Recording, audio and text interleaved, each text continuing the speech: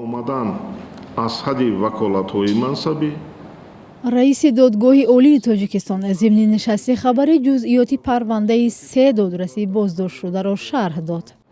агентии назорати давлатии молиявӣ ва мубориза бо коррупсия нисбати собиқ раиси суди шаҳри хуҷанд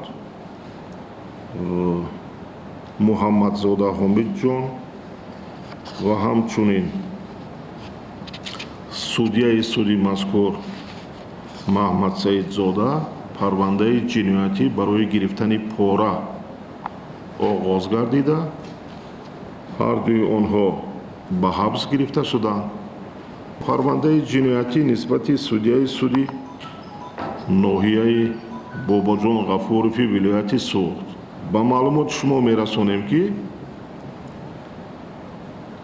саидаҳмадзода дар содир кардани 2 ҷиноят гунаҳгор дониста мешавад ва нисбати ин кас аз ҷониби прокуратураи генералӣ парвандаи ҷиноятӣ оғоз карда шуда тафтиши пешакии парванда идома дорад.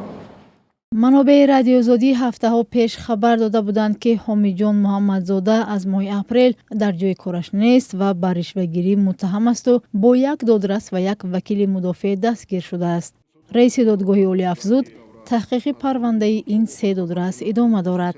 тафсилоти пурра инам мисли парвандаи аввала вақте ки тафтиши пешакӣ ба анҷом мерасад парванда ба суди олӣ дохил мешавад бо пурратар мо дар нишасти матбуотии оянда маълумот пешниҳод мекунем. рустам саидаҳмадзода рӯзи 29 июн дар душанбе дастгир ва ба 2 моҳ ҳабси пешакӣ гирифта шуд. манобаи радиозодӣ мегӯянд рустам саидаҳмадзода ин айбномаро рад карда гуфтааст дар ҷараёни тафтишоти 2 моҳа бегуноҳии худро собит хоҳад кард. номи ӯ соли пеш ва баъди он ки як сокини вилояти суғдро дар муҳокима бегуноҳ эълон кард дар сархати расонаҳо қарор гирифт. раиси додгоҳи олӣ гуфт дар нимсолаи аввали имсол дар умум 4 додрас боздошт шудаанд. дар тоҷикистон беш аз 400 додрас фаъоланд.